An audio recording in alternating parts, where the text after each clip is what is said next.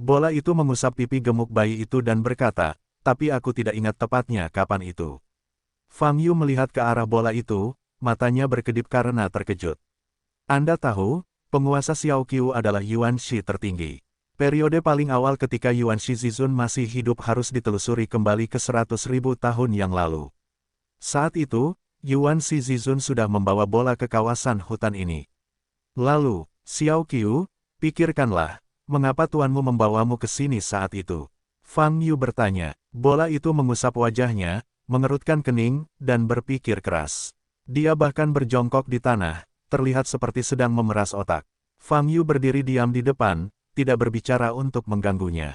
Setelah beberapa saat, mata Xiao Qiu berbinar dan berdiri dan berkata, saya ingat. Guru membawa saya masuk saat itu. Apa yang kamu lakukan di sini? Fang Yu memandang bola dengan mata yang menakjubkan. Temukan, temukan, temukan, mayat. Suara bolanya turun drastis, dan wajahnya menjadi pucat. Memikirkan kejadian ini sepertinya membuatnya merasa tidak enak lagi.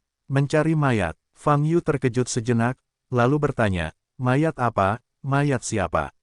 Saya tidak ingat detailnya, saya hanya ingat bahwa Tuan membawa saya ke sini untuk mengambil jenazah pada waktu itu. Xiao Qiu cemberut dan menjawab, apakah kamu menemukannya pada akhirnya? Fang Yu bertanya, tidak, Xiao Qiu menjawab pertanyaan ini dengan sangat sederhana.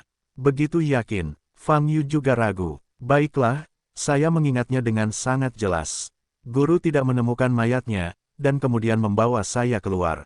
Xiao Qiu berkata, guru sangat tidak senang saat itu. Apakah dia mengatakan sesuatu? Fang Yu bertanya lagi. Petik 2 titik titik titik. Aku tidak ingat, kata Xiao Qiu. Itu dia. Fang Yu melihat ke arah bola dan ingin bertanya.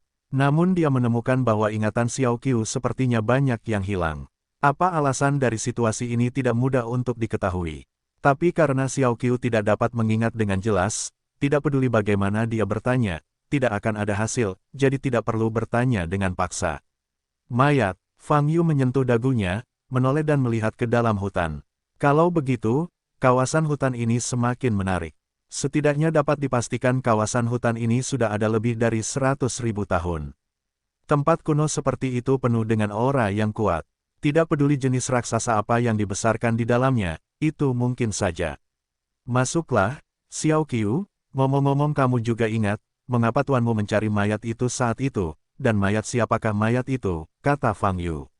Oh, bola menjawab, keduanya terus berjalan jauh di dalam hutan. Titik titik titik. Di kawasan yang sangat jauh dari hutan, terdapat sebuah danau yang dipenuhi kabut tebal. Di tengah telaga terdapat daun teratai besar yang bersinar dengan cahaya biru. Di atas daun teratai dibangun sebuah istana. Wow, pada saat ini, lampu menyala di lobi istana. Dua sosok muncul. Itu adalah dewa ilahi yang tiba-tiba menghilang di istana Yuan Wang, dan Han Miaoyi. Pada saat ini, Raja Dewa dengan pakaian abu-abu masih mengenakan topeng, dan tidak ada emosi di antara pupil biru samar itu. Dia berbalik dan memandang Han Miaoyi. Han Miaoyi, yang sedang koma, perlahan membuka pupilnya. Melihat Tuan Ilahi di depannya dan lingkungan sekitarnya, dia terkejut dan mundur ketakutan. Siapa kamu? Di mana tempat ini? Di mana kakekku? Han Miaoyi panik dan mundur lagi dan lagi. Dewa penguasa memandang Han Miaoyi dan tidak berbicara. Rintik, Han Miaoyi jatuh ke tanah karena panik, mengeluarkan suara teredam. Pikirannya tetap terjaga, dan dia mengingat semua yang terjadi sebelum koma. Situasinya sangat kritis saat itu, dan kakek sudah dikendalikan oleh Fang Yu. Lalu, dia tiba-tiba kehilangan kesadaran. Dapatkan kembali kesadarannya, dan sekaranglah saatnya. Siapakah sosok aneh di hadapanku ini? Apa yang ingin dia lakukan? Nona Wuxin, kamu akhirnya sudah dewasa. Dewa Tuhan mengeluarkan suara rendah. Tidak disengaja, judul ini mengejutkan Han Miaoyi. Dia tidak tahu apa yang dibicarakan oleh guru dewa itu. Untuk menghindari pengejaran tanpa akhir, untuk sementara aku harus menyerahkanmu ke klan surgawi untuk membesarkanku, dan aku tidak membawamu kembali sampai hari ini. Tuhan berkata, sepertinya pilihanku saat itu cukup bagus. Kamu telah tumbuh dengan sangat baik, cepat. Kamu, siapa kamu? Han Miaoyi bertanya sambil mengertakkan gigi, berusaha menjaga dirinya setenang mungkin. Siapa aku? Sebenarnya tidak masalah, yang penting, kamu harus tahu siapa dirimu. Guru dewa mengambil 2 langkah ke depan dan mendekati Han Miaoyi. Wajah Han Miaoyi berubah drastis, dan dia mundur lagi dan lagi. Nona Wuxin, wilayahmu tidak buruk, kamu dapat membangkitkan garis keturunanmu, tapi sebelum itu, aku harus mengubah beberapa konsep masa lalumu. Guru dewa berkata pelan, dengan cara ini, kamu bisa menggunakannya dengan lebih baik untukku. Kamu, Han Miaoyi tampak pucat dan melihat sekeliling. Pada saat seperti ini, dia berharap seseorang dapat membantunya. Kakekmu sudah meninggal. Dia meninggal di istana Yuan, di tangan Fang Yu. Ucapan, apakah kamu ingin membalaskan dendamnya? Han Miaoyi terkejut. Jika kamu ingin membalaskan dendamnya, kamu harus bekerja keras. Tuhan berhenti dan meletakkan tangannya di wajahnya. Ada topeng di wajahnya. Retakan, terdengar suara nyaring. Tuhan melepas topeng di wajahnya, memperlihatkan wajah aslinya. Melihat wajahnya, tubuh Han Miaoyi tiba-tiba bergetar, matanya membelalak. Kejutan di matanya, tidak bisa ditambahkan. Semakin dalam kawasan hutan, semakin kuat auranya. Fang Yu dan Xiao Qiu masih berjalan dalam. Dalam perjalanannya, lingkungan tidak banyak berubah, dan masih terdapat berbagai pohon raksasa yang menjulang tinggi di kedua sisinya, namun aura di sekitarnya semakin kuat. Selain itu, Fang Yu secara bertahap menemukan hal yang sangat aneh di masa depan. Situasi yang dia jelajahi dengan menyebarkan kesadaran spiritualnya benar-benar berbeda dari situasi yang dia lihat setelah dia tiba. Termasuk berdiri diam, situasi yang dia jelajahi dengan kesadaran ilahi juga berbeda dari apa yang dia lihat dengan mata telanjang. Dengan kata lain, mengamati dengan kesadaran ilahi dan mengamati dengan mata telanjang, apa yang Anda lihat adalah 2 pemandangan. Hanya saja perbedaan kedua adegan tersebut sangat detail, dan mungkin terlewatkan jika tidak diperhatikan dengan cermat. Misalnya, 3 pohon di depannya jika dilihat dengan mata telanjang masing-masing bersinar dengan lampu merah, kuning, dan hijau. Ia dapat dieksplorasi dengan kesadaran ilahi, yaitu cahaya biru, ungu, dan putih. Apalagi tingginya tidak pas. Fang Yu menghadapi situasi ini untuk pertama kalinya. Apakah ini cara untuk mencegah penjelajahan para dewa? Tapi aku juga tidak merasakan lingkaran sihir atau hukum di kawasan hutan ini. Dengan cara apa hal itu mencapai efek ini? Fang Yu mengerutkan kening, Baishi tidak bisa dijelaskan. Sepertinya tidak ada perbedaan antara kedua adegan ini, namun nyatanya semuanya berbeda. Dan pertanyaan yang paling penting adalah, apakah pemandangan yang dilihat oleh kesadaran ilahi adalah pemandangan yang sebenarnya, atau apakah pemandangan yang dilihat dengan mata telanjang adalah pemandangan yang sebenarnya? Saudaraku, ada orang di sana. Fang Yu hendak membuka mata jalan, tetapi bola di belakangnya tiba-tiba menjerit. Mendengar teriakan tersebut, mata Fang Yu basah kuyup dan langsung menoleh ke arah bola. Bola ketakutan dan ditutup matanya. Xiao Qiu, di mana? Orang yang kamu bicarakan? Fang Yu bertanya. Ya, di sana, tepat di depan. Bola menutupi matanya dengan satu tangan, dan jari lainnya menunjuk ke depan. Fang Yu melihat ke arah yang dia tunjuk, dan melihat sejumlah besar pohon di sisi kiri jalan. Batang pohon raksasa yang menjulang tinggi ini bersinar dengan cahaya yang berbeda-beda, sangat indah. Tapi sekilas, dia tidak melihat orang yang dikatakan Xiao Qiu. Tidak ada. Fang Yu mengerutkan kening. Di sana, saudaraku, di sana, bola itu memeluk erat paha Fang Yu, menutup matanya, dan menunjuk ke arah itu. Fang Yu mengerutkan alisnya, menatap ke arah yang ditunjukkan oleh bola, dan melewati lebih dari selusin pohon, tanpa melihat apa yang disebut sosok itu. Dia menatap bola, yang ekspresi ketakutannya jelas tidak bisa dipura-pura. Mungkinkah? Fang Yu tertegun sejenak, otaknya berkedip. Dia tiba-tiba menyadari bahwa di kawasan hutan ini, pemandangan yang dilihat dengan mata telanjang sama sekali berbeda dengan pemandangan yang dilihat dengan indera ketuhanan. Hati Fang Yu bergetar, dan dia segera menggunakan indera spiritualnya untuk menemukan arah yang ditunjuk oleh bola tersebut. Lalu, matanya berubah. Melalui penjelajahan indera ketuhanan, dia memang melihat sebuah sosok. Tepat ke arah yang ditunjukkan oleh bola, dan bukan di belakang pohon, berdiri saja di pinggir jalan. Itu memang sesosok manusia, berjubah, kepala tertunduk, dan wajahnya tidak terlihat jelas. Namun kalau dilihat dari bodinya, terlihat sangat tipis dan tipis. Dia hanya berdiri di sana, tidak bergerak. Area ini, kesadaran spiritualku seharusnya sudah dipindai sebelumnya, kenapa aku tidak menemukan sosok ini? Hati Fang Yu sedikit bergetar, mungkinkah saat itu, sosok ini belum muncul, setelah kita mendekat? Memikirkan hal ini, mata Fang Yu sangat menakjubkan. Dia mengusap kepala bola dan berkata, saya akan pergi ke sana dan melihatnya. Saudaraku, aku takut. Xiao Qiu gemetar. Kalau begitu ikuti aku. Fang Yu berkata, tidak apa-apa, aku akan melindungimu. Bola berhenti berbicara, hanya memeluk kaki Fang Yu erat-erat, dan berjalan maju selangkah demi selangkah. Saat Fang Yu mendekat, sosok ini tetap tidak bergerak, berdiri di tempat seperti patung. Dan dia sendiri tidak mengeluarkan sedikit pun aura abnormal. Itu tidak terlihat seperti makhluk. Fang Yu dengan cepat berjalan di depan sosok ini, kurang dari setengah meter jauhnya. Seluruh bola bergetar, menutup mata rapat-rapat, dan tidak berani bernapas. Fang Yu menyipitkan matanya dan mengulurkan tangannya langsung ke sosok ini. Angka ini masih tidak bergerak. Menusuk, Fang Yu langsung meraih jubah di kepala sosok itu dan membukanya. Saat ini, sosok tersebut menampakkan wajah aslinya. Wajah Fang Yu sedikit berubah, dan dia sedikit terkejut. Itu bukan makhluk, itu adalah boneka yang terbuat dari cabang. Hanya memakai jubah, sekilas terlihat seperti sosok.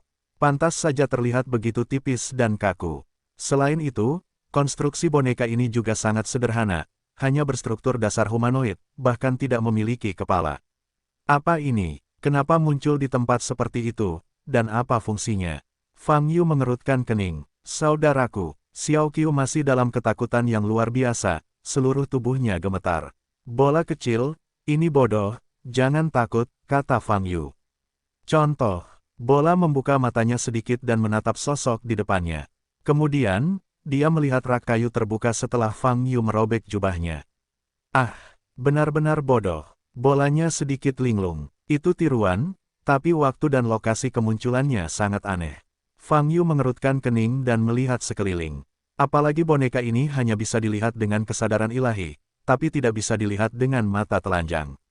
Tapi Fang Yu benar-benar menyentuh boneka itu dengan tangannya, dan merobek jubah dari boneka itu.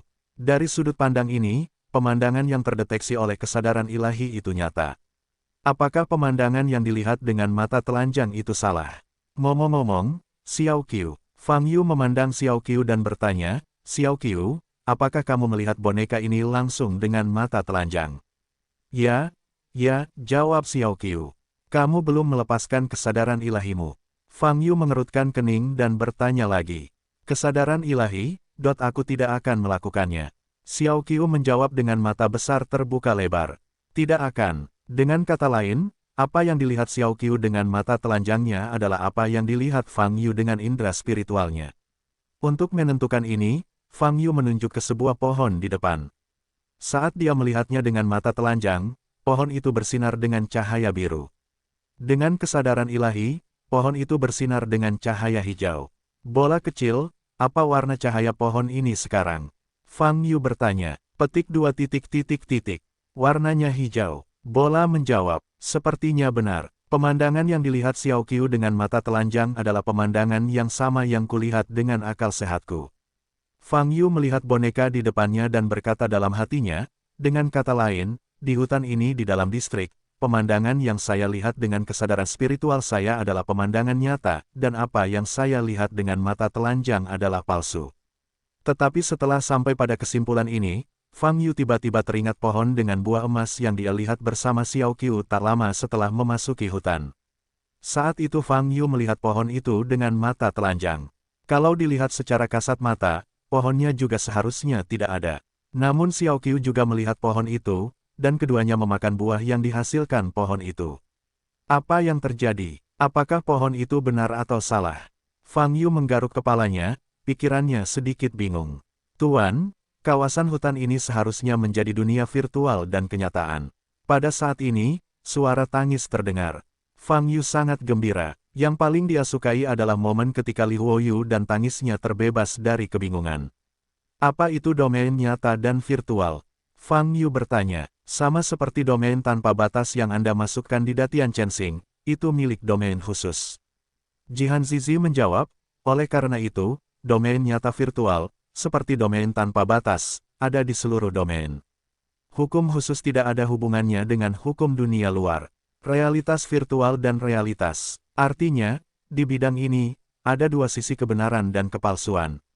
Fang Yu menyipitkan mata, sama seperti dua dunia yang telah saya jelajahi dengan mata telanjang dan indera spiritual. Mata telanjang itu kosong, kesadaran Tuhan dapat dipercaya.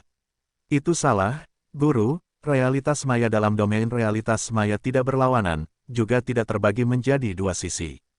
Air mata kriogenik berkata dengan tidak tergesa-gesa. Maksudnya itu apa? Fang Yu tercengang. Dalam dunia realitas maya, kebenaran dan kepalsuan sepenuhnya tercampur menjadi satu. Tear of Quality menjelaskan, yaitu, ada realitas dalam khayalan, dan ada kekosongan dalam realitas. Segala sesuatu yang Anda lihat ada di antara realitas dan khayalan, dan tidak ada kelengkapan.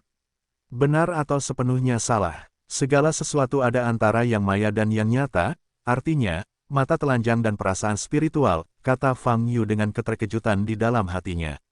Ya, Anda tidak dapat mendefinisikan realitas dan realitas dengan perbedaan antara mata telanjang dan indera ketuhanan. Ada juga hal nyata yang dilihat dengan mata telanjang, dan ada juga hal palsu yang dilihat dengan kesadaran ilahi. Kriogenik terus melanjutkan, terlebih lagi, kenyataan seperti ini tidak statis, namun selalu berubah. Sangat aneh. Fang Yu mengerutkan kening dan berkata, kalau begitu gunakan mata jalan dan hukum penampakan, haruskah kamu bisa melihat yang benar dan yang salah? Tuan, Anda masih belum mengerti. Segala sesuatu di dunia maya dan kenyataan bukanlah penyamaran, melainkan antara dunia maya dan dunia nyata. Chiling terus berkata, dengan kata lain, berada di antara yang maya dan yang nyata adalah yang paling mendasar. Bahkan jika Anda menggunakan mata jalan besar dan hukum penampakan, Anda tidak dapat membedakan mana yang maya dan mana yang nyata. Artinya, apa yang saya lihat dengan indera spiritual dan mata telanjang adalah pemandangan nyata di depan saya, kata Fang Yu. Itu semua adalah adegan antara dunia maya dan kenyataan, tidak tetap. Jawab air mata dingin, saya sedikit bingung dengan apa yang Anda katakan. Kata Fang Yu sambil menggaruk dahinya. Ini wajar, Guru. Saat berada di dunia logika normal, batas antara maya dan nyata sangat jelas. Saat memasuki dunia maya dan nyata, batas antara maya dan nyata menghilang, asalkan itu makhluk normal, akan terasa sangat aneh dan tidak nyaman, dan sulit untuk memahami hukum antara yang maya dan yang nyata. Crying terus berkata, ini sangat berbeda dari dunia normal dan juga merupakan karakteristik dari bidang khusus. Bagaimana bidang khusus ini muncul? Siapa yang menciptakannya atau terjadi secara alami? Fang Yu bertanya. Beberapa merupakan produk hukum alam, dan beberapa lainnya diciptakan dan sulit untuk didefinisikan. Tear of Quality menjawab, tetapi saya menyarankan agar sang master tidak terlalu terjerat dalam dunia maya dan kenyataan di dunia maya ini. Tetapi Anda juga harus memperhatikan perbedaan antara kebenaran dan kepalsuan, jika tidak maka akan mudah untuk tersesat di dalamnya. Aku agak bingung dengan apa yang kamu katakan sekarang, kata Fang Yu. Ini air mata yang sangat dingin. Aku bahkan tidak bisa berbicara dengan baik. Li Huoyu mendengus dan berbicara. Apakah Anda memiliki pernyataan yang ringkas dan mudah dipahami? Fang Yu bertanya. Sederhana sekali. Karena berada di antara yang asli dan yang salah, artinya semua yang kamu lihat tidak sepenuhnya benar, jadi anggap saja itu palsu. Li Huoyu berkata dengan tidak setuju, setidaknya dengan cara ini dijamin tidak akan menderita. Kamu menyesatkan Tuan, nada tangisannya sedingin es. Itu lebih baik daripada kamu banyak bicara di sana, tapi tidak mengerti sepatah kata pun. Li Huoyu mencibir, tidak apa-apa, kalian istirahat sebentar, aku akan menjelajahinya perlahan, kata Fang Yu tak berdaya. Saudaraku, meskipun itu boneka, aku masih merasa tidak enak. Xiao Qiu menatap boneka di depannya. Semakin dia melihatnya, punggungnya menjadi semakin cerah, dan dia memeluk paha Fang Yu lagi. Takut, lalu bongkar. Fang Yu mengulurkan tangannya, menarik rak kayu yang berdiri di depannya, lalu mematahkannya di tangannya. Brengsek, setelah cabang abu-abu kehitaman putus, semburan udara hitam keluar. Namun ki hitam ini sendiri tidak mengandung aura khusus. Hal ini membuat Fang Yu mengerutkan kening. Antara yang maya dan yang nyata, antara yang maya dan yang nyata. Mungkin cabang ini nyata, tetapi energi hitam yang dipancarkannya salah. Penjelasan ini nampaknya masuk akal. Fang Yu menatap dahan itu, tetapi tidak mengerti alasannya, jadi dia membuang dahan itu. Xiao Qiu, kami terus bergerak maju, tapi di jalan, harap ingat lagi, mayat apa yang dicari tuanmu ketika kamu datang ke sini bersamamu. Fang Yu berjongkok dan meletakkan tangannya di bahu Xiao Qiu, katanya dengan sungguh-sungguh.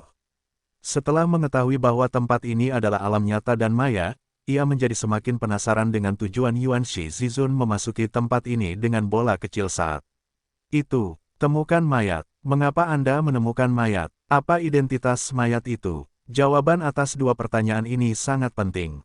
Jika bola bisa ditarik kembali, itu akan sangat membantu Fang Yu. Mungkin bahkan alasan mengapa Tuhan muncul di sini saat itu, serta identitas sebenarnya dari Han Miaoyi, dan naga kuno dengan lampu merah. Semua jawabannya ada dalam ingatan Xiao Qiu. Menghadapi kata-kata serius Fang Yu, Xiao Qiu menggembungkan mulutnya, menyentuh dahinya, dan berkata, aku akan mencoba yang terbaik.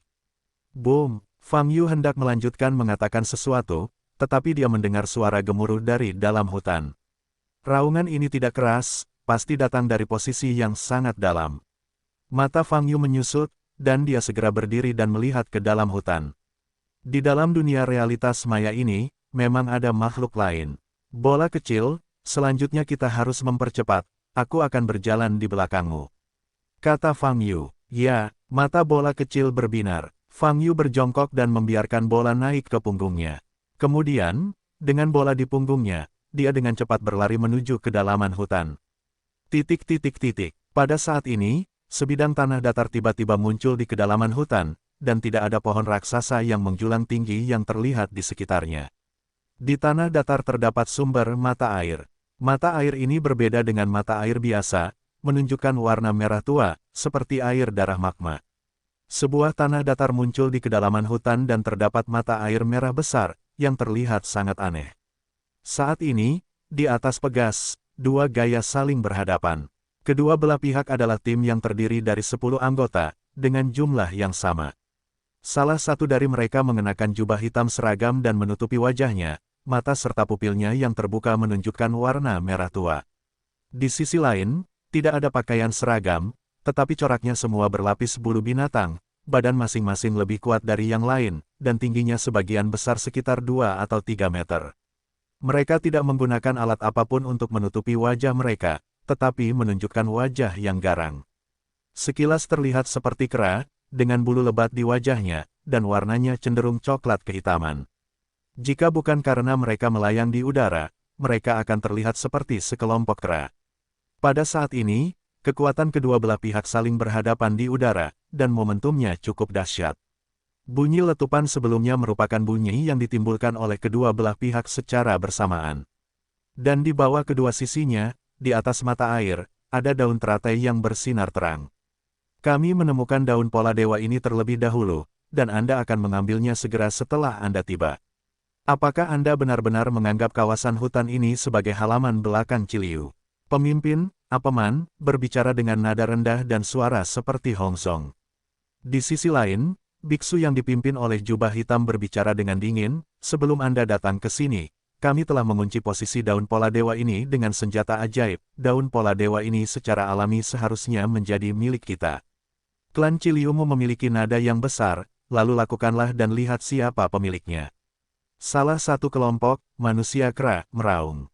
Jangan selalu mengutarakan suku bangsa, suku aslimu tidak lebih baik dari suku Ciliu kami. Kata kultivator suku Ciliu dengan dingin. Kalau begitu, cobalah. Anggota klan asli marah, dan aura pembunuh muncul. Ledakan. Saat ini, suasana kembali turun ke titik beku dan menjadi mencekam. Kekuatan dari klan Ciliu dan klan asli tidak mau menyerahkan daun pola dewa yang telah membutuhkan banyak usaha untuk menemukannya. Pertarungan sudah diambang. Ledakan. Klan asli memimpin di sini, dan serangannya sangat sengit, hanya untuk merenggut nyawa para biksu klan Ciliu di depannya. Para biksu Ciliu yang berseragam jubah hitam juga segera bubar, menggunakan postur tubuh yang fleksibel untuk menghindari serangan kekerasan dari biksu asli. Bang, bang, boom, semburan suara keras terdengar di atas mata air. Mata air di bawahnya berjatuhan. Tapi apa yang disebut daun pola ilahi tetap tidak bergerak, tetap di tempatnya sepanjang waktu. Bunuh semua suku Ciliu ini, kita harus berhasil dalam daun pola dewa. Sekte kita saat ini kekurangan daun pola dewa untuk menerobos alam. Biksu yang dipimpin oleh kekuatan klan asli mengirimkan suara ke banyak bawahannya. Ya, sekelompok pria menyerang dengan lebih ganas. Di sisi lain, pasukan klan Ciliu telah menanganinya dengan cukup baik. Jangan berkelahi dengan mereka, cari kesempatan untuk mengambil daun pola dewa, lalu kita akan pergi dari sini, tidak perlu bertarung dengan mereka sampai kamu mati. Pemimpin kekuatan klan Ciliu sangat bijaksana. Bum bum, suara itu mengguncang langit. Anggota pengaruh suku Ciliu semuanya sesuai dengan permintaan pemimpinnya, terus-menerus berusaha menghilangkan daun berpola dewa di mata air. Namun, para biksu dari suku asli tidak memberi mereka kesempatan sama sekali, dan serangan itu seperti badai dan tidak pernah berhenti. Dalam proses ini, konsumsi kedua belah pihak sangat besar. Mereka semua adalah elit yang dikirim oleh klan atau klan untuk menemukan pola dewa, dan perbedaan kekuatannya tidak besar. Oleh karena itu, jika pertarungan mematikan ini terus berlanjut, kedua belah pihak hanya akan kalah, dan tidak ada yang bisa berbuat apa-apa. Berhenti, kita tidak harus bertarung seperti ini, jika tidak, suara keras seperti itu akan mengantarkan pasukan pihak ketiga, dan kemudian pasukan pihak ketiga akan mendapat keuntungan. Teriak biksu yang dipimpin oleh klan Ciliu. Jangan perhatikan mereka, mereka hampir tidak bisa bertahan, terus serang. Teriak pemimpin klan asli. Sial, ras asli ini memiliki kecerdasan yang sangat rendah. Biksu yang dipimpin oleh suku Ciliu mengatupkan giginya dan mengutuk, dan hanya bisa terus melawan kekuatan suku asli.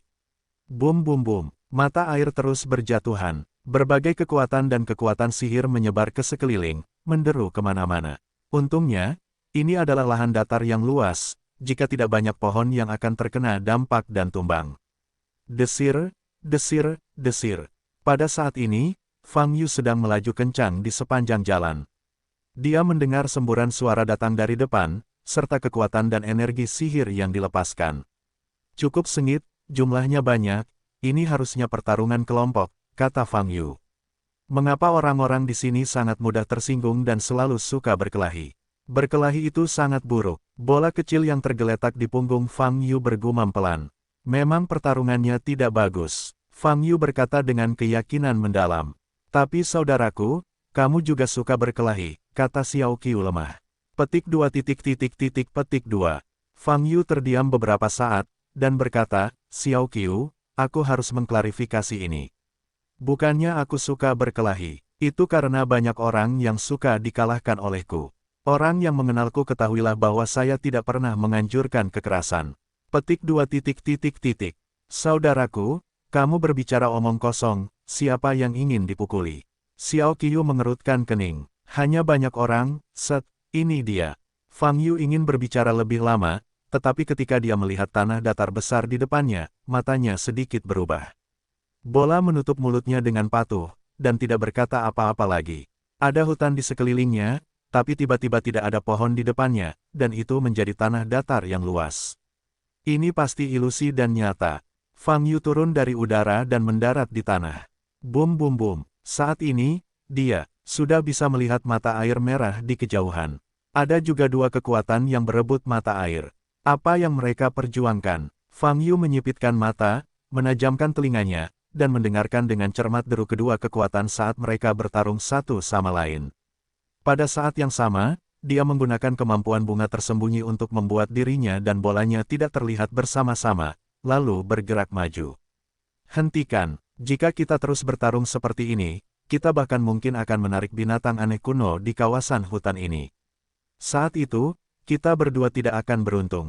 Selama pertempuran, kultivator yang dipimpin oleh pasukan klan Ciliu menjadi semakin marah dan meraung.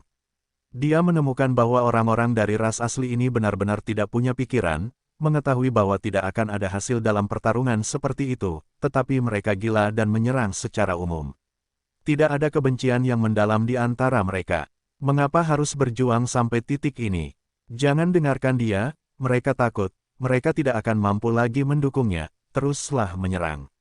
Pemimpin kekuatan klan asli meraung keras. Ledakan, pada saat ini, 10 anggota kekuatan klan asli menjadi lebih kuat dan serangan mereka menjadi lebih ganas. Sial, sial, kenapa aku bertemu anjing-anjing gila ini? Pemimpin suku Ciliu tidak bisa menahan kutukan. Saat ini, dia bahkan ingin melepaskan Shen Wenyai. Meski sulit menemukan kelopak seperti itu, tapi tidak mungkin. Kawasan hutan ini sangat berbahaya. Jika monster yang ada di zaman kuno benar-benar tertarik, mereka akan benar-benar tamat. Dengar, yang kamu inginkan adalah daun pola dewa. Kami sekarang bersedia memberimu daun pola dewa.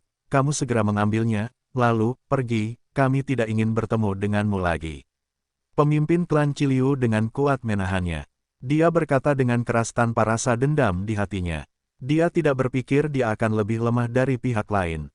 Tapi dia berpikir lebih jangka panjang, dia takut jika dia terus berjuang akan membawa bencana. Singkatnya, tidak perlu mendapat masalah dengan sekelompok orang gila.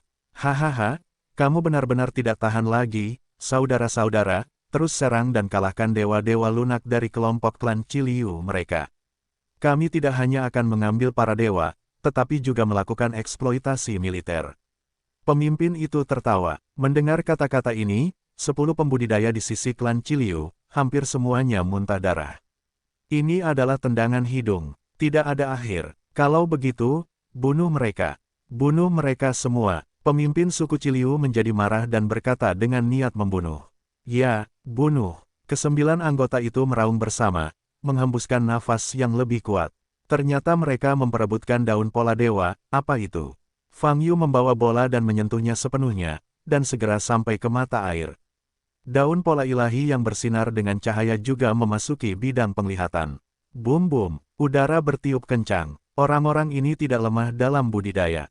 Mereka semua berada di atas dan di bawah bumi. Fang Yu melirik kedua belah pihak yang bertarung di udara, dan menyipitkan mata. Lagi pula, mereka harus berasal dari dua kelompok etnis yang berbeda, tidak peduli apakah itu aura atau pertunjukan. Hukumnya sangat berbeda. Melihat kedua sisi dalam pertempuran, Fang Yu tidak terlalu memikirkannya, dan langsung maju dan mengambil daun pola dewa di permukaan pegas. Bum-bum-bum, kedua kekuatan di langit masih bertarung dengan panik, dan mereka tidak menemukan bahwa daun pola dewa yang mereka lawan dengan putus asa telah jatuh ke tangan Fang Yu. Fang Yu memandangi kedua pihak yang bertarung di langit, berpikir sejenak, dan memulihkan sosoknya, hanya berdiri di atas mata air. Maaf, apa gunanya benda ini? Fang Yu mengangkat daun pola dewa dan bertanya. Suara yang tiba-tiba menyebabkan kedua belah pihak yang bertarung di langit tiba-tiba berhenti. Tinggalkan dia sendiri, bunuh dulu biksu klan Qiliu ini. Teruslah berjuang, jangan berhenti. Pada saat ini, salah satu anggota pasukan klan asli berteriak. Dia berteriak demikian, dan anggota lain yang telah membunuh mata merah juga pulih, dan terus menyerang kelompok pembudidaya klan Qiliu. Suku Qiliu hanya bisa terus menantang. Bum-bum, pertempuran berlanjut, dan hembusan angin menyapu.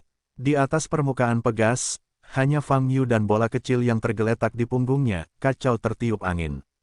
Bum-bum-bum, langit masih penuh semangat, dan dia tidak peduli dengan Fang Yu, yang tiba-tiba muncul dan mengambil daun berpola dewa. Hal ini membuat Fang Yu sedikit bingung.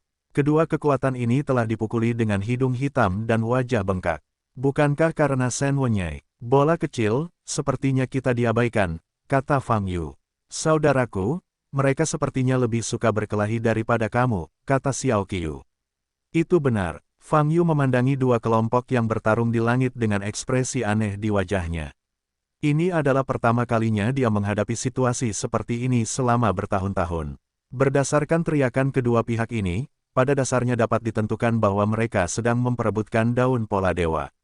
Tapi memukulnya, sepertinya mengenai kepala, bahkan tidak peduli dengan Shen Wenyai. Kedua orang ini seharusnya berasal dari dua kelompok etnis yang berbeda. Mungkinkah Yuan dan Qiliu yang berada di persimpangan? Fang Yu sedikit menyipitkan matanya. Saudaraku, apa yang harus kita lakukan sekarang? Mereka bermain sangat sengit, kata Xiao Qiu. Tidak perlu terburu-buru, kata Fang Yu sambil menatap Shen Wenyai di tangannya. Daun berpola dewa itu seperti bunga teratai, menampakkan warna hijau, namun permukaannya ditutupi garis-garis rumit. Garis-garis ini sangat rumit, dengan pita samar berkedip-kedip di dalam garis, memancarkan semburan aura khusus. Fang Yu merasa dia belum pernah melihat daun seperti itu untuk pertama kalinya. Ngomong-ngomong, saat itu, di 8 sekte ilahi tersegel Datian Chensing, di Gua Kaisar Chen itu, daun serupa sepertinya telah ditemukan. Pada saat itu, Saya bertanya-tanya jenis daun apa itu. Mungkinkah itu daun berpola dewa? Yu mengerutkan kening dan mengingatnya dengan hati-hati. Daun yang ditemukan di awal juga ditutupi garis. Tapi sulit untuk mengatakan apakah itu Senwonyai. Bagaimanapun, ia telah melintasi sebuah pesawat, dan jaraknya sangat jauh, dan perbedaan spesiesnya pasti sangat besar. Dan penggunaan pedang semacam itu oleh Di Chen sepertinya adalah untuk bermeditasi pada pedang itu untuk mengolahnya. Apakah peran Senwonyai akan sama? Memikirkan hal ini, Fang Yu menjadi semakin penasaran dengan daun pola dewa yang bersinar di tangannya. Dia mengangkat kepalanya dan menatap ke langit. Mereka tidak tahan lagi, bunuh mereka semua. Teriak pemimpin klan asli. Kami tidak akan kalah dari kelompok anjing gila tanpa otak ini. Pemimpin klan Ciliu juga meraung dengan ki dan darah. Bum bum bum. Segala jenis hukum dapat bereaksi terhadap ledakan dan melepaskan kekuatan abadi, menyebabkan semburan ledakan di langit dengan suara yang keras. Cahaya warna-warni terus berkedip-kedip, membuat Anda sulit membuka mata. Para biksu dari suku asli jelas lebih baik dalam pertarungan fisik jarak dekat. Biksu klan Ciliu memiliki keterampilan tubuh yang lincah, terus-menerus menggunakannya untuk menghindari serangan klan asli, dan pada saat yang sama menggunakan teknik misterius untuk melakukan serangan balik. Saat ini kedua kubu sedang bertarung, nyatanya masih sulit dibedakan, tidak ada yang bisa menempati. Keunggulan absolut, hanya memakan kekuatan fisik dan tenaga. Hei, izinkan saya bertanya lagi, siapa yang bisa memberitahu saya apa fungsi daun pola dewa? Di atas mata air, Fang Yu menggunakan akal sehatnya untuk mengirimkan suara lagi. Boom boom, tapi kali ini, kedua kekuatan itu bahkan lebih membingungkan, dan mereka bahkan tidak mengalami penundaan setengah detik. Mereka masih berkelahi satu sama lain, mematikan mata mereka. Yah, aku hanya bisa membujukku, kalau tidak, tidak ada yang akan menjawab pertanyaanku. Fang Yu menggelengkan kepalanya tanpa daya dan berkata, boom, boom, boom. Pertempuran di langit terus berlanjut, tidak peduli apakah itu kekuatan klan Ciliu atau kekuatan klan asli, tidak ada yang akan mundur untuk sementara waktu. Pada saat ini, aura pedang yang ganas naik ke langit. Ledakan, cahaya pedang itu seperti cahaya pelangi, membelah dunia. Lalu, tebaslah dengan pedang. Boom, suara keras, cahaya pedang jatuh dari langit, dan sasarannya adalah kekuatan klan Ciliu yang gemetar dan kekuatan klan asli. Merasakan aura menakutkan ini melanda, para biksu dari kedua kekuatan itu terkejut dan berseru. Minggir, menghindar, menghindar, boom, cahaya pedang jatuh ke permukaan mata air, dan langsung membagi mata air menjadi dua. Banglong, mata air merah tua itu memercik ke udara dan dengan cepat menguap. Dan kekuatan suku Ciliu dan suku asli yang bertempur di udara juga diledakkan oleh aura pedang yang tiba-tiba ini dan terbang ke dua arah. Kebanyakan dari mereka mengalami luka parah, muntah darah, dan tulang patah. Boom boom, setelah itu, sekelompok sosok menghantam tanah di luar mata air, meledakkan lubang besar. Atau langsung dihantamkan ke mata air merah sambil memercikkan banyak mata air. Energi pedang perlahan menghilang, hanya menyisakan sesosok tubuh di udara. Itu adalah Fang Yu, dan bolanya tergeletak di punggungnya. Kali ini, jauh lebih bersih. Xiao Qiu, apakah kamu melihatnya? Bukankah maksudku aku selalu menentang kekerasan dan mencintai perdamaian? Lihat aku, dan aku berhasil membujuknya untuk bertarung lagi. Fang Yu menoleh dan berkata pada Xiao Qiu. Xiao Qiu berkerut saat dia melihat mata air merah yang dipotong menjadi selokan di bawah. Sepertinya kakakku benar-benar berhasil membujuknya, tapi bagaimana rasanya ada yang tidak beres. Para pembudidaya suku Ciliu yang dibujuk secara paksa oleh Fang Yu, serta para biksu dari suku asli, merengek dan mendengus, dan bangkit dari tempat mereka mendarat. Saat ini, mereka melihat Fang Yu berdiri tinggi di langit, dengan mata terkejut dan hati terkejut. Yah, semuanya, dunia ini sangat indah. Kamu tidak perlu terlalu mudah tersinggung. Fang Yu menggunakan akal sehatnya untuk memperkuat suara dan tersenyum. Sekarang, mari kita duduk dengan tenang dan mengobrol. Setelah berbicara, dia mengeluarkan daun pola dewa dan bertanya, siapa yang bisa memberitahuku apa fungsi daun pola dewa ini? Mengapa kamu berkelahi? Pada saat ini, kekuatan klan Ciliu dan kekuatan klan asli telah terbangun. Melihat Fang Yu dan daun pola dewa di tangan Fang Yu, mereka benar-benar terjaga. Mereka bertarung hidup-hidup dan membunuh, dan pada akhirnya mereka malah mengabaikan daun pola dewa, sehingga daun pola dewa jatuh ke tangan pihak ketiga. Brengsek, ini semua adalah ras primitif yang tidak punya pikiran. Biksu suku Ciliu mengertakkan gigi karena marah, geram. Di sisi lain, kekuatan klan asli juga sangat marah. Mereka berani bertarung untuk waktu yang lama dan mereka berjuang tanpa hasil. Senwenye semuanya telah jatuh ke tangan orang lain, mereka masih berjuang, untuk apa? Setelah bangun, kekuatan di kedua sisi marah atas dorongan hati dan kebodohan. Mereka, jangan diam, jika kamu tidak menjawab pertanyaanku, aku akan membuat pedang lagi. Nada bicara Fang Yu menjadi dingin. Suara niat membunuh menyebabkan kekuatan klan Ciliu dan kekuatan klan asli melompat ke dalam hati mereka. Pada saat ini, kekuatan pedang barusan membuat mereka semua ketakutan untuk sementara waktu. Jika dipotong langsung akan hancur berkeping-keping dan berubah menjadi abu terbang. Pria kurus di depannya, kekuatannya tak terduga. Apa identitasnya? Sekarang mereka semua telah memasuki kawasan hutan ini, mengapa mereka tidak memiliki pengetahuan tentang Senwenye? Saya akan menghitung selama 3 detik. Jika Anda belum menjawab pertanyaan saya akan membunuh Anda semua. Fang Yu memegang pedang giok putih di tangan kanannya dan berkata dengan suara dingin. 3-2, setelah 2 hitungan mundur berturut-turut, pemimpin pasukan klan Ciliu memimpin untuk bereaksi. Fungsi daun pola dewa adalah untuk meningkatkan pemahaman hukum. Kata pemimpin klan Ciliu, mempromosikan pemahaman hukum, hukum apa?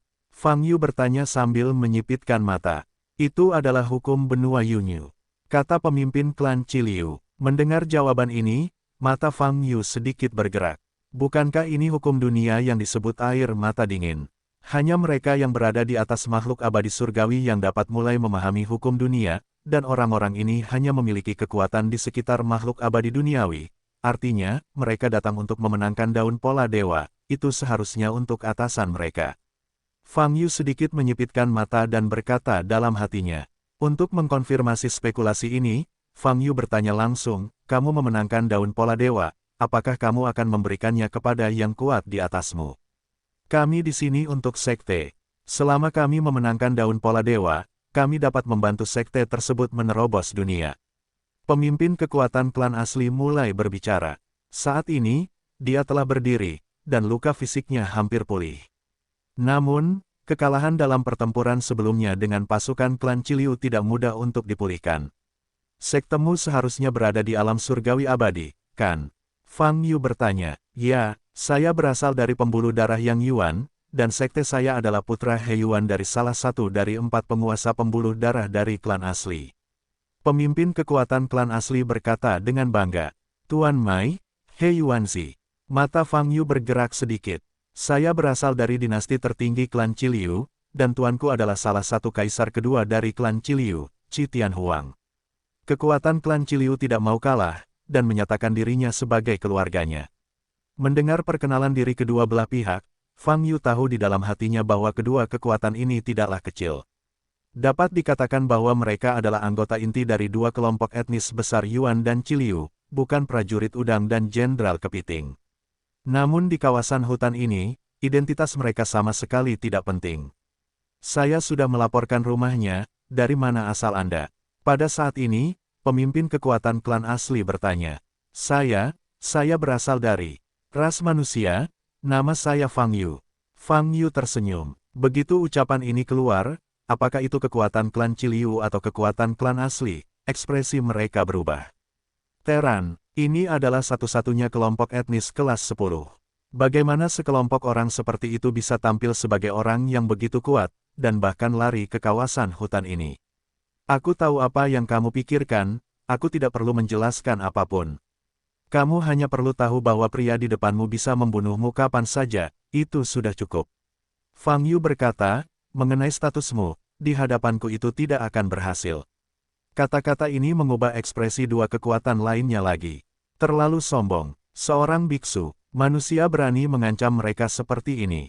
Kami berasal dari pembuluh darah Yang Yuan, kamu tidak dapat mengambilnya, pemimpin klan asli meraung. Diam, ucapkan satu kata lagi, dan aku akan memenggal kepalamu. Fang Yu menoleh dan mengulurkan pedangnya. Bila Excalibur giok putih bersinar dengan cahaya dingin, melepaskan semburan niat membunuh yang mengerikan. Hati pemimpin suku asli kaget dan langsung tutup mulut. Kamu bisa menemukan tempat ini. Sepertinya kamu familiar dengan kawasan hutan ini. Fang Yu berkata dengan ringan, mulai sekarang, saya meminta Anda untuk memimpin saya di depan. Saya ingin masuk lebih dalam ke kawasan hutan. Ini adalah perintah yang tidak dapat ditolak. Pemimpin klan Ciliu dan pemimpin klan asli saling pandang. Ada keheranan dan kebingungan di mata kedua belah pihak. Mata pemimpin suku Ciliu semakin marah. Dia sudah mengantisipasi situasi ini sejak lama. Pertarungan antara kedua belah pihak telah menyebabkan pergerakan besar, dan pasti akan menarik pihak ketiga. Dan sekarang, situasi ini benar-benar terjadi, dan orang yang datang masihlah seorang biksu manusia. Tetapi biksu ini sangat kuat dan perkasa, mengambil daun pola dewa, dan meminta mereka untuk memimpin. Tapi sekarang, siapa yang berani menolak? Aura menakutkan yang dilepaskan oleh pedang Dewa Giok Putih di tangan Fang Yu membuat mereka tidak berani melawan. Menurutku betapapun bodohnya kamu tidak akan membuat lelucon tentang hidupmu, kan? Fang Yu mengamati kedua sisi dan bertanya. Ada keheningan di kedua sisi. Seperempat jam kemudian, kekuatan klan Ciliu, kekuatan klan asli, total 20 anggota, 18 diantaranya membuka jalan di depan, dan pemimpin kedua kekuatan mengikuti Fang Yu untuk menjawab pertanyaan. Bola telah kembali ke tanah dan berjalan di belakang Fang Yu. Dia tidak merasa aman atas pertumbuhan tim yang tiba-tiba. Karena biksu dari suku asli bertubuh besar dan tampak menakutkan. Namun biksu dari suku Ciliu menutupi wajahnya, dan pupil matanya masih bersinar dengan cahaya merah tua, yang sangat suram dan menakutkan. Singkatnya, Xiao Qiu tidak menyukai orang-orang aneh ini. Dalam pertukaran sebelumnya, Fang Yu mengetahui bahwa pemimpin klan Ciliu adalah Zedan, dan pemimpin klan asli adalah Hou Wu. Kamu memasuki kawasan hutan ini hanya untuk menemukan daun berpola dewa. Fang Yu bertanya. Ya, jawab Zesan. Bagaimana kamu bisa yakin bahwa pasti ada daun berpola dewa di dalamnya? Fang Yu bertanya lagi. Selama peninggalannya cukup selama bertahun-tahun dan berbulan-bulan, keberadaan daun berpola dewa selalu dapat ditemukan, karena daun berpola dewa itu sendiri merupakan produk hukum. Zesan menjawab, Yang Mulia ingin menerobos alam, marilah kita orang-orang beriman pergi ke wilayah masing-masing. Carilah daun berpola dewa di mana-mana, dan pasti ada daun berpola dewa di kawasan hutan ini, tapi sulit ditemukan. Itukah sebabnya kamu bertengkar? Fang Yu berkata sambil tersenyum. Kami menemukan daun pola dewa terlebih dahulu, dan kelompok suku Ciliu ini ingin mengambilnya, tentu saja kami tidak yakin. Hou Wu mengertakkan gigi di sisi yang lain. Saya sudah mengatakan bahwa kami telah memposisikan Shen Wenye melalui senjata ajaib, dan mencapai mata air merah hampir pada waktu yang sama dengan Anda. Ze bermata satu dengan dingin, katanya. Kotoran, Hou Wu berkata dengan marah. Oke, tidak masalah sama sekali, tidak masalah siapa yang lebih dulu, yang penting siapa yang tinju lebih besar. Fang Yu melirik keduanya dan berkata dengan ringan, aku di sini yang terakhir, bukankah daun pola dewa ada di tanganku? Begitu kata-kata ini keluar, ekspresi Ze San dan Hou Wu berubah, dan mereka segera tutup mulut. Pikiran tentang mereka berjuang begitu keras. Hingga langit menjadi redup, matahari dan bulan menjadi kusam, itu untuk Shen Wenye. Akibatnya, daun pola dewa tidak hanya jatuh ke tangan Fang Yu, tetapi sekarang mereka harus memimpin sekelompok bawahan untuk membuka jalan bagi Fang Yu. Mereka begitu tercekik hingga hampir muntah darah. Haruskah kamu berada di kawasan hutan ini beberapa kali sebelumnya? Fang Yu bertanya. Aku sudah masuk 2 kali sebelumnya, tapi aku belum menyadarinya 2 kali sebelumnya, jawab Zesan. Saya sudah ke sini 5 kali, baru kali ini saya menemukan Shen Wenye. Jawab Hou Wu. Setiap kali kamu masuk ke sini, pemandangan di dalam harus benar-benar berbeda. Fang Yu bertanya, sedikit menyipitkan matanya. Itu benar. Ze mengangguk dan berkata, ini adalah bagian aneh dari tempat ini, jadi setiap kali kita memiliki kesempatan yang sesuai, dan kita tidak dapat menjalani seluruh perjalanan, apalagi mengenali jalannya, setiap kali itu adalah waktu yang lama. Cari tanpa tujuan. Jadi, Fang Yu mengerutkan kening. Kekhasan domain virtual dan domain nyata memang akan menimbulkan banyak masalah. Tidak peduli berapa kali Anda masuk, Anda tidak dapat mengenali jalannya. Karena setiap saya masuk, pemandangannya berbeda dari yang terakhir kali. Sebenarnya pemandangannya tidak berbeda setiap kali Anda masuk, bahkan setiap kali Anda menoleh, pemandangannya akan menjadi berbeda. Tangisan air mata terdengar lagi, inilah inti dari dunia nyata dan dunia maya. Fang Yu sebenarnya tidak terlalu tertarik dengan domain nyata dan virtual. Terlepas dari apakah adegan di sini benar atau salah, selama tidak mempengaruhi tujuannya, dia tidak perlu peduli. Dia masuk ke sini, satu untuk mencari naga, dan yang lainnya untuk menemukan petunjuk tentang Tuan Ilahi. Hal lainnya adalah apa yang dikatakan Xiao Qiu, mayat Yuan Shizizun datang saat itu dan ingin menemukannya. Segala sesuatu yang lain tidak penting. Bisakah sehelai daun pola dewa membantu Tianxian menerobos dunia? Fang Yu memandang Ze San dan bertanya lagi. Bukankah kamu, dewa? Zedan dan Hou Wu memandang Fang Yu bersama-sama dengan keterkejutan di mata mereka. Tianxian, tentu saja tidak. Saya hanya dalam masa pemurnian Qi. Fang Yu menjawab dengan jujur. Masa pemurnian Qi. Mendengar jawaban ini, Ze San dan Hou Wu sama-sama tercengang. Mereka terlalu jauh dari alam ini, begitu jauhnya mereka hampir tidak dapat mengingat alam apa ini. Periode pemurnian Qi adalah bidang budidaya paling dasar. Fang Yu berkata, saya telah berlatih di dunia ini selama 5.000 tahun. Petik 2 titik titik titik. Oh, itu dia, Ze hanya tertawa beberapa kali, matanya aneh. Dia tahu bahwa Fang Yu pasti berpura-pura menjadi misterius. Tampaknya jika Anda menempatkan ranah Anda sendiri ke tingkat yang lebih rendah dan menunjukkan kekuatan yang besar, Anda bisa mendapatkan kesenangan yang luar biasa. Dia belum pernah bertemu pria seperti itu sebelumnya. Fang Yu menatap mata Zedan, dan dia mungkin bisa menebak pikirannya. Tapi dia tidak peduli dengan apa yang dipikirkan Ze San. Bagaimanapun, dia mengatakan yang sebenarnya. Fang Yu, Tuan, Anda bilang Anda pernah ke dinasti Genji sebelumnya. Hou Wu bertanya sambil berjalan ke depan. Ya, jawab Fang Yu, itu adalah wilayah klan surgawi. Hou Wu berkata, apakah kamu tidak pernah menderita di sana? Tentu saja ada, tapi saya telah mengambil klan surgawi. Fang Yu berkata dengan ringan, sekarang, Raja Yuan, Raja dinasti Genji, adalah adikku. Yuan Wang, adik kecil. Hou Wu membuka matanya yang besar lebih lebar. Ya, Raja Yuan adalah adikku. Fang Yu mengangguk dan berkata, jika kamu tidak percaya padaku, aku bisa mengajakmu menemuinya lain kali. Hou Wu menggelengkan kepalanya berulang kali dan berkata, tidak, saya tidak bisa menginjakkan kaki begitu saja di wilayah orang lain, kalau tidak, saya akan dianggap sebagai deklarasi perang. Ngomong-ngomong, aku punya satu pertanyaan lagi untukmu. Kalian semua pernah memasuki kawasan hutan lebih dari 1 kali sebelumnya. Pernahkah kalian bertemu dengan naga purba ketika kalian masuk ke sini beberapa kali sebelumnya? Atau, pernahkah kalian melihat naga tinggal di sini? Jejaknya di bawah. Fang Yu bertanya. Naga, Zedan dan Hou Wu memandang Fang Yu bersama-sama dengan keterkejutan di mata mereka. Jelas sekali, bahkan di benua Yunyu, naga jarang muncul. Naga sudah ada sejak lama, dan sulit melihatnya di hari kerja. Mungkinkah ada komodo yang hidup di kawasan hutan ini? Hou Wu bertanya dengan kaget.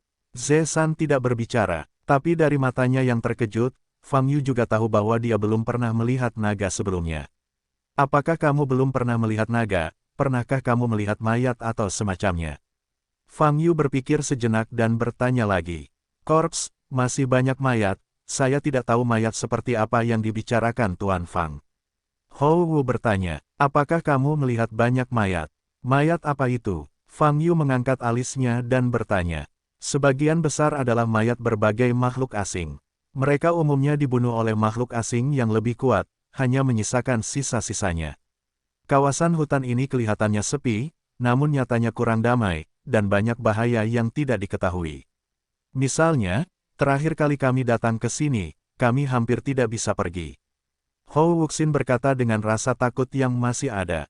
Oh, kalian adalah sekelompok makhluk surgawi bumi, meskipun tidak kuat, tidak dianggap lemah. Bahaya macam apa yang bisa melenyapkan seluruh pasukanmu? Fang Yu bertanya. Terakhir kali kami pergi jauh ke dalam hutan, kami juga ingin menemukan dedaunan berpola dewa, dan kami berakhir di rawa yang entah kenapa. Hou Wu berkata, kami tidak bertemu dengan binatang atau monster aneh apapun, tetapi ada hal-hal mengerikan di rawa itu. Kekuatan hisapnya seperti menelan kami. Di tempat itu, kekuatan abadi tidak dapat dilepaskan, hanya kekuatan dari dagingnya dapat digunakan untuk melarikan diri. Untungnya, kami memiliki kekuatan fisik yang cukup untuk mendukung kami keluar dari rawa, jika tidak, kami semua harus ditelan rawa.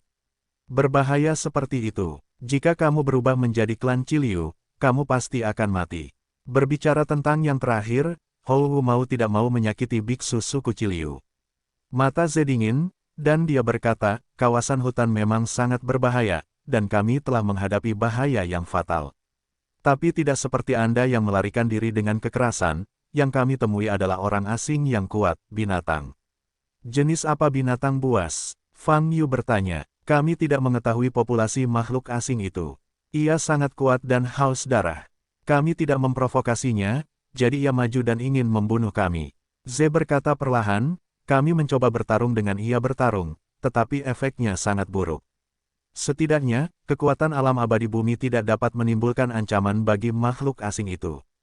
Pada akhirnya, kita tidak punya pilihan selain menggunakan keunggulan kuantitatif kita untuk melarikan diri. Apa maksudmu? Fang Yu bertanya pada Ze dengan satu mata dingin, berkata, ini untuk membiarkan bawahan menarik perhatian makhluk asing itu satu persatu, dan melarikan diri dengan seluruh kekuatan mereka. Pada akhirnya, kami mengorbankan 6 bawahan, 14 sisanya melarikan diri. Ini klan Chiliu. Benar-benar egois dan berbisa, bahkan bawahannya pun bisa meninggalkannya. Hou Wu berkata sambil tersenyum dingin. Zedan memandang Hou Wu dan berkata dengan suara dingin, ya, jika itu adalah klan aslimu, mereka pasti sudah lama mati bersama. Dan tidak ada dari mereka yang bisa melarikan diri. Para pemimpin di kedua belah pihak mulai berdebat lagi. Jelas sekali, baik klan Chiliu maupun klan asli tidak memandang rendah satu sama lain. Fang Yu hendak melanjutkan pembicaraan. Berhenti, namun saat ini, 18 pria yang membuka jalan di depan tiba-tiba berhenti. Apa masalahnya? Hou Wu mengerutkan kening dan bertanya. Saudara Hou, depan, ada banyak mayat. Salah satu bawahannya menjawab dengan kaget. Banyak mayat, wajah Hou Wu berubah drastis. Tapi saat ini, Fang Yu sudah berjalan maju dengan cepat. Kemudian, dia melihat tragedi yang akan terjadi. Dia masih di dalam hutan, dan jalan di depannya normal. Namun di tengah jalan terdapat tumpukan dahan seperti bukit. Sejumlah besar darah menodai tanah menjadi hitam dan merah, dan bau darah menyebar kemana-mana. Jika ada bau berarti pemandangan di depan Anda nyata. Jadi, apa identitas tumpukan mayat ini dan mengapa mereka menumpuk di sini? Apa? Bola kecil itu mengintip, berseru, dan langsung menutup matanya.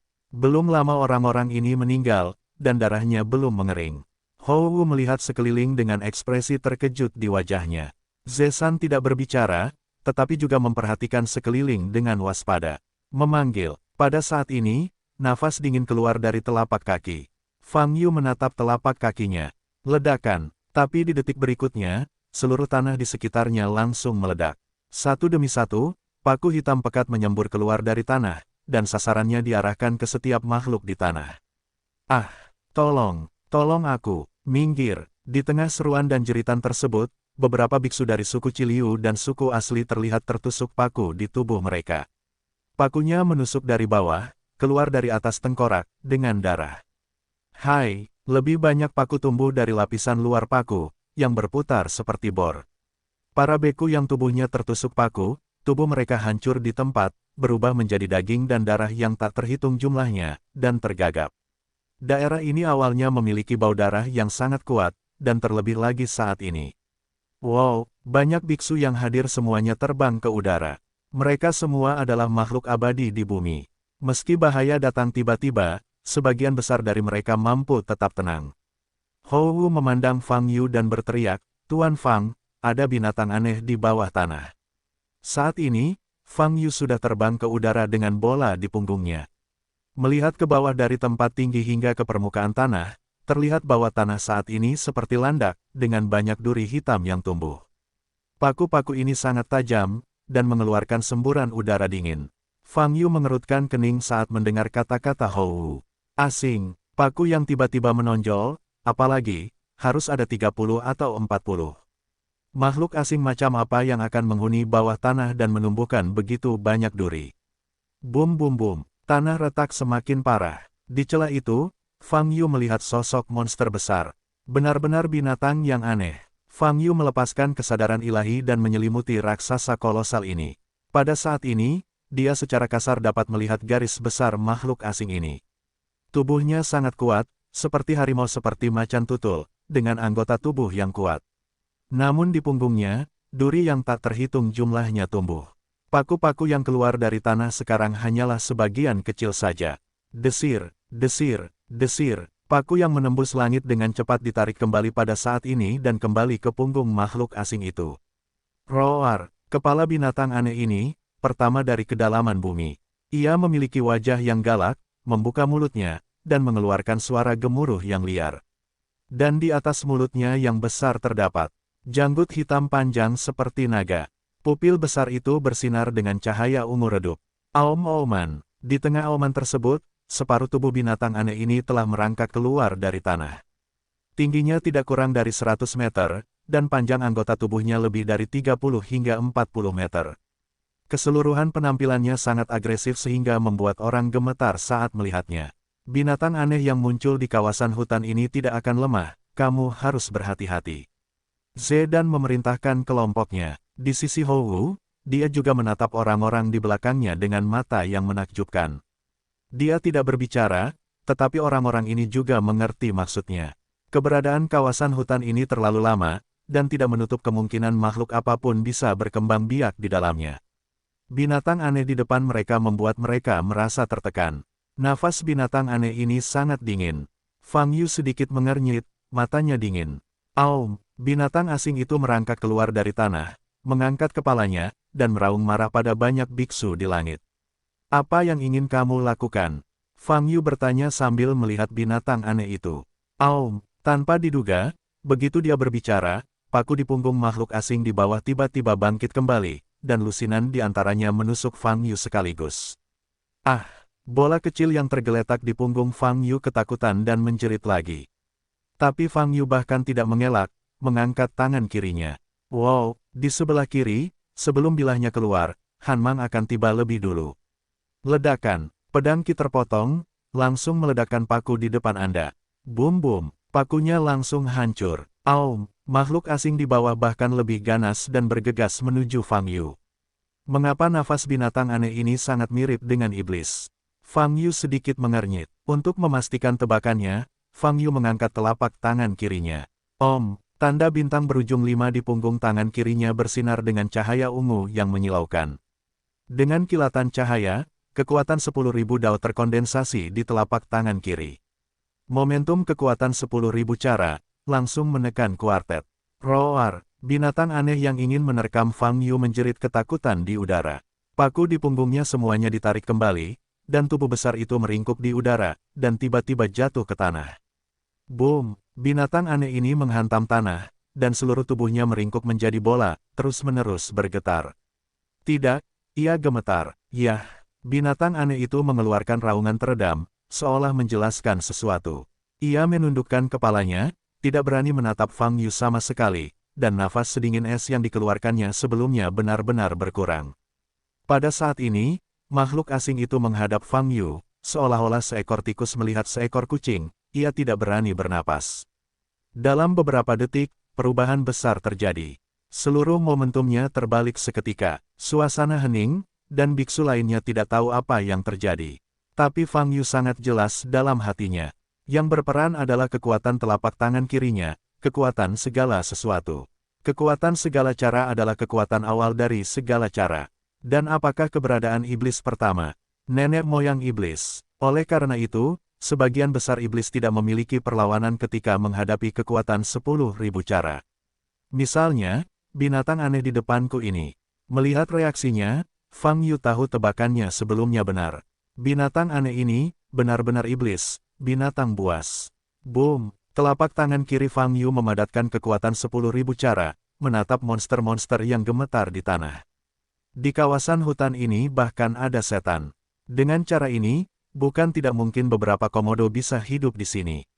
Fang Yu memicingkan mata ke arah monster ini. Nampaknya level monster ini tidak tinggi, bahkan kebijaksanaan spiritualnya pun tidak terbuka, hanya mengandalkan naluri haus darah untuk membantai. Namun meski begitu, mudah untuk membunuh beberapa makhluk abadi di bumi. Mungkinkah ini keuntungan alami dari ras iblis di benua Yunyu? Fang Yu memandang Warcraft tanpa ekspresi di wajahnya. Semangat monster ini tidak terbuka, dan tidak ada gunanya menjaganya tetap hidup. Ia tidak akan mematuhi perintah Fang Yu, tetapi hanya akan takut. Begitu Fang Yu pergi, ia pasti akan terus mencari mangsa untuk disembelih. Oleh karena itu, harus dibunuh. Kekuatan 10.000 cara di telapak tangan kiri Fang Yu tiba-tiba meledak. Ledakan, sinar ungu menerpa tubuh monster ini. Boom-boom, monster-monster itu bahkan tidak berteriak, mereka diledakkan menjadi abu oleh kekuatan dunia. Boom, tanahnya hancur berkeping-keping, membentuk lubang besar. Dan monster mengerikan itu menghilang tanpa jejak, berubah menjadi abu terbang. Kekuatan 10.000 iblis primordial sangat berguna untuk menghadapi klan iblis. Apakah ini dianggap memukul kakinya sendiri dengan batu? Fang Yu tersenyum tipis dan berkata dalam hatinya. Pada saat ini, Zedan dan Hou Wu tidak jauh dari situ, keduanya memandang Fang Yu dengan ekspresi sangat terkejut. Sebelum dikejutkan oleh pedang Fang Yu, hati mereka masih sedikit tidak yakin. Bagaimanapun, mereka kelelahan karena pertarungan, dan penampilan Fang Yu dapat digambarkan sebagai kebocoran, memanfaatkan bahaya. Tapi sekarang, melihat Fang Yu menghadapi binatang aneh yang kuat ini dengan mata kepala sendiri, mereka sepenuhnya yakin. Terlalu kuat, mengubah mereka untuk menghadapi binatang aneh ini. Bahkan jika mereka bergabung, mereka harus menghabiskan banyak energi dan membayar harga yang mahal. Tapi Fang Yu hanya mengambil satu telapak tangan untuk membuat makhluk asing yang begitu ganas itu berkeping-keping dan berubah menjadi debu. Betapa hebatnya kekuatan ini. Ini adalah masa pemurnian. Berbohong. Di mata Zedan dan Hou Wu, kekuatan Fang Yu harus lebih tinggi daripada Tianxian, bahkan pembangkit tenaga listrik teratas di tingkat kedua dan ketiga Hedao. Fang Yu mengabaikan tatapan ini, jatuh dari langit dan kembali ke tanah. Monster telah muncul, naganya seharusnya tidak terlalu jauh, kan? Fang Yu melihat lebih jauh ke dalam kawasan hutan. Kawasan hutan ini terus berubah. Apa yang ingin Anda temukan adalah keberuntungan murni. Fang Yu menoleh untuk melihat Zedan dan Hou Wu di belakang, dan berkata, silakan. Ya, di mana Zedan dan Hou Wu berani mengabaikannya, mereka segera bergegas menuju tubuh Fang Yu dan memerintahkan sekelompok pria untuk terus memimpin jalan. Serangan binatang aneh itu menyebabkan Ze kehilangan 2 bawahannya secara sepihak, dan pihak Hou Wu kehilangan 3 bawahannya. Semula ada 18 bawahan yang membuka jalan, namun kini hanya tersisa 13 bawahan. Tapi baik Zedan, Hou Wu, maupun bawahannya tidak terlalu sedih. Di dunia ini, kematian adalah hal yang paling lumrah. Sepertinya kekuatan lain juga telah memasuki kawasan hutan ini. Tumpukan mayat tadi seharusnya ditinggalkan oleh kekuatan lain, kata Zedan. Pasti ada kekuatan lain yang masuk. Adapun 4 baris klan asli kita, mereka pasti mengirim tim mereka sendiri untuk menemukan para dewa. Hou Wu memandang Zedan dan berkata, tidak bisakah kamu meminta kaisar kedua dari klan Chiliu? Kirim tim lain. Ze-san tidak menjawab pertanyaan ini. Percepat, berhenti bicara, kata Fang Yu. Ya, baik Ze-san dan Hou Wu tutup mulut. Desir-desir. Selanjutnya, Fang Yu dan rombongannya berjalan menuju kedalaman hutan dengan kecepatan lebih cepat. Sepanjang perjalanan, tidak ada bahaya yang tiba-tiba. Di kawasan hutan yang begitu sepi, sulit merasakan perjalanan waktu. Saya tidak tahu berapa lama waktu yang dibutuhkan, dan semakin sedikit pohon di kedua sisi, dan daerah pegunungan muncul di depan Anda. Seolah-olah terpisah dari kawasan hutan, apa yang terlihat di hadapanku adalah kawasan pegunungan yang terus-menerus dan kompleks. Pegunungannya berwarna abu-abu putih, bebatuannya gundul dan tidak ada tumbuhan yang tumbuh. Berbeda dengan aura pepohonan dan tumbuh-tumbuhan di kawasan hutan asli yang tidak seimbang. Fang Yu mengerutkan kening saat dia melihat pegunungan di depannya. Berikut adalah domain nyata dan virtual. Apakah kawasan pegunungan ini benar-benar ada tidak mudah untuk diketahui. Tapi sejak saya datang ke sini, saya harus masuk dan melihat apapun yang terjadi. Kamu sudah sering datang ke sini sebelumnya, kamu mungkin belum pernah melihat daerah pegunungan ini. Fang Yu bertanya, belum pernah terlihat sebelumnya. Zedan dan Hou Wu menjawab dengan mata terkejut. Benar? Ayo masuk dan melihat, kata Fang Yu. Oke, baik Zesan maupun Hou Wu memiliki ekspektasi di mata mereka. Di dalam kawasan hutan, biasanya muncul area seluas itu, dan banyak terdapat harta karun di dalamnya. Misalnya pada potongan pegas merah itu terdapat daun bermotif dewa. Maka pasti ada banyak harta karun di daerah pegunungan ini. Namun, menemani Fang Yu saat ini masih membuat mereka merasa tertekan. Ada banyak hal bagus di daerah pegunungan ini, saya khawatir mereka tidak akan bisa mendapatkannya. Tapi bagaimanapun juga, semuanya sudah datang, dan saya masih harus masuk dan berjalan-jalan. Sekelompok orang berjalan maju begitu cepat, dan segera sampai di depan gunung. Di depan saya ada jalan pegunungan yang mulai terjal. Wow, Fang Yu membawa bola dan memimpin untuk terbang. Terlalu lambat untuk berjalan ke arah ini, jadi aku langsung terbang ke sana, kata Fang Yu. Wow, lalu, dia terbang ke depan dengan cepat. Di belakang mereka, Zedan dan Hou Wu juga memberi perintah untuk mengikuti Fang Yu. Desir-desir, di langit gunung yang tinggi, Fang Yu terbang di garis depan. Dia tidak melepaskan pengetahuan spiritualnya untuk dijelajahi. Karena ini adalah dunia realitas maya, maka tidak ada gunanya menggunakan pengetahuan spiritual untuk menjelajahi lokasi tersebut. Karena semuanya adalah sesuatu yang menggabungkan realitas dan realitas, lihat saja langsung dengan mata telanjang. Daerah pegunungan ini agak mendadak, tapi Fang Yu berlari ke depan, melihat ke pegunungan di bawah, dan tiba-tiba berhenti. Pada saat ini, dia merasakan kekuatan yang tidak dapat dijelaskan, menarik pandangannya, dan melihat ke bawah. Di bawah ini adalah barisan pegunungan yang terus-menerus, mungkin panjangnya lebih dari puluhan mil. Tapi bukan itu intinya. Intinya, garis besar pegunungan ini. Mata Fang Yu kaget, berhenti, dan terus naik ke langit. Setelah mencapai ketinggian tertentu, lihatlah kembali pegunungan ini. Dia menemukan, penampakan pegunungan ini tampak seperti naga. Benar, itu naga. Pegunungannya berkelok-kelok dan berkelok-kelok, hampir menghubungkan ujung ke ujung. Namun garis besarnya sangat tegang, seperti makhluk hidup yang tiba-tiba membatu, bukan benda mati. Fang Yu memandangi pegunungan ini, matanya perlahan bersinar dengan cahaya kemasan. Saat ini, dia merasakan asal-muasal naga di tubuhnya menjadi gelisah.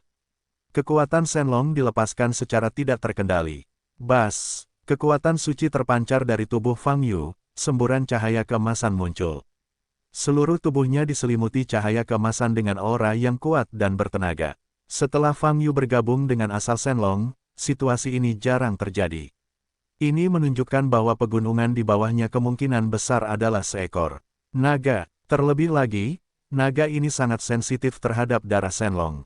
Dengan kata lain, kemurnian darah naga yang berubah menjadi gunung ini juga harus sangat tinggi. Jika ini benar-benar seekor naga, mengapa ia membatu dan berubah menjadi pegunungan? Fang Yu mengerutkan kening, bertanya-tanya dalam hatinya. Memikirkan hal ini, Fang Yu melihat sekeliling lagi. Ada keheningan di sekeliling. Kawasan pegunungan ini sepertinya tidak ada makhluk hidup, hanya secuil benda tak bernyawa. Desir-desir, pada saat ini, Zedan dan Hou Wu dari belakang juga mengikuti dengan anak buahnya. Melihat Fang Yu bersinar dengan cahaya keemasan, para biksu ini segera berhenti, mata mereka waspada. Meskipun Fang Yu tidak terlihat seperti orang yang haus darah. Namun bagaimanapun juga, Anda tetap harus berhati-hati. Bas. Pada saat ini, cahaya keemasan Fang Yu menjadi lebih terang. Nafas suci menjadi semakin kuat, menutupi sekeliling. Kegelisahan Shenlong sudah cukup hebat. Fang Yu memandangi naga yang berubah menjadi pegunungan di bawah, matanya berbinar karena terkejut. Karena saat ini dia merasakan kesedihan yang luar biasa. Rasa duka ini secara alami berasal dari Shenlong. Shenlong, kenapa sedih sekali? Terlebih lagi, itu juga mengandung amarah yang mengerikan. Apa identitas naga yang berubah menjadi pegunungan ini? Hati Fang Yu terguncang, matanya tertuju pada pegunungan di bawah. Bas, saat ini, cahaya keemasan di tubuhnya bahkan lebih terang. Hantu Shenlong terbang keluar dari belakangnya dan melayang di sekitar tubuhnya. Wow, Shenlong mengeluarkan nyanyian naga yang berisi kesedihan tak berujung, bergema di seluruh dunia. Fang Yu, yang telah bergabung dengan Shenlong, secara pribadi dapat merasakan kemarahan dan kesedihan yang terkandung dalam kesedihan ini. Tetapi pada saat seperti ini, dia masih tidak tahu apa yang terjadi. Dia bisa berempati dengan Shenlong, tapi masih belum bisa berkomunikasi dengan jelas. Fang Yu memandangi pegunungan di bawah, matanya berkedip-kedip. Desir, dan hantu naga kecil itu telah menukik menuju pegunungan. Fang Yu segera mengikuti. Di belakang, Zedan dan Hou Wu sama-sama tercengang saat ini. Apa yang mereka lihat? Apakah itu seekor naga? Seekor naga emas melepaskan naga dengan paksaan tanpa akhir. Kenapa terbang keluar dari tubuh Fang Yu? Bagaimana bisa ada naga di tubuh Fang Yu? Di mana dia suci? Pada saat ini, Zedan dan Hou Wu, serta kelompok orang-orang mereka, benar-benar lesu. Desir, Fang Yu membawa bola dan dengan cepat berjalan menuju pegunungan. Semakin dekat Anda dengan pegunungan ini, semakin Anda merasakan kesedihannya. Hantu Shenlong terbang dari ekor pegunungan dan berlari menuju kepala. Fang Yu mengikuti dari belakang. Wow, sepanjang jalan, Shenlong berteriak. Fang Yu mengikuti di belakang, memandangi pegunungan. Jika dilihat dari dekat, terlihat pegunungan tersebut penuh dengan jurang dan retakan. Gunung ini sepertinya sudah sangat hancur. Saudaraku, aku merasa ini sangat menyedihkan. Bola kecil yang tergeletak di punggung Fang Yu berbisik, matanya sedikit memerah. Bisakah kamu merasakan suasana hatinya juga? Fang Yu memandang bola itu dengan heran. Bola itu mengusap mata merahnya dan berkata dengan hidung yang sakit, aku hanya bisa merasakannya. Hantu naga terbang ke puncak pegunungan dan melayang di langit. Wow, ia melayang sambil mengerang. Fang Yu bersinar dengan cahaya keemasan, dan kekuatan naga hampir sepenuhnya dimobilisasi. Ia bahkan merasakan darah di tubuhnya mendidih. Kemarahan, kesedihan, kebencian. Emosi ini juga mempengaruhi Fang Yu. Apa yang telah terjadi? Fang Yu melihat ke pegunungan di bawah, mengerutkan kening, apa identitas naga yang berubah menjadi? Pegunungan ini, Tuan, awalnya Anda harus tahu identitasnya, tetapi karena Shenlong terlalu sedih, itu mempengaruhi emosi, jadi kamu tidak bisa melihatnya. Suara tangis terdengar. Apa identitas naga ini? Fang Yu bertanya. Ini, naga tua itu. Air mata dingin menjawab perlahan. Naga tua, hati Fang Yu tiba-tiba terguncang. Naga itulah yang menghilang setelah meninggalkan asal-usul naga di masa lalu. Tear of Chill menjawab, asal-usul naga di tubuh tuannya sebenarnya bisa dikatakan sebagai pewaris naga tua, meski cara pewarisannya berbeda. Dan pegunungan di depanku adalah naga tua. Setelah meninggalkan bumi dan datang ke benua Yunyu di pesawat besar, Shenlong tua mungkin akan menghadapi lawan yang belum pernah terjadi sebelumnya dan akhirnya kalah menjadi membatu. Tuannya adalah mayat Shenlong tua, itulah mengapa asal-muasal Shenlong sangat menyedihkan, karena sama dengan Shenlong tua dalam hal garis keturunan. Tapi dari sudut pandang kesadaran, Shenlong yang lama dianggap sebagai ayahnya. Mayat naga tua, kejutan batin Fang Yu tidak bisa tenang untuk waktu yang lama. Ternyata ini adalah naga di bumi saat itu. Fang Yu tidak dapat membayangkan bahwa dia akan bertemu naga ini dalam keadaan seperti itu. Dan naga suci ini telah berubah menjadi pegunungan dan kehilangan vitalitasnya. Ini adalah seekor naga. Dalam kesadarannya, Shenlong adalah eksistensi yang tak terkalahkan saat itu. Tapi kenapa, pada akhirnya akan berakhir seperti ini? Siapa yang membunuh Shenlong? Pupil mata Fang Yu seterang nyala api keemasan. Cahaya keemasan di tubuhnya bersinar, dan napasnya menjadi semakin kuat.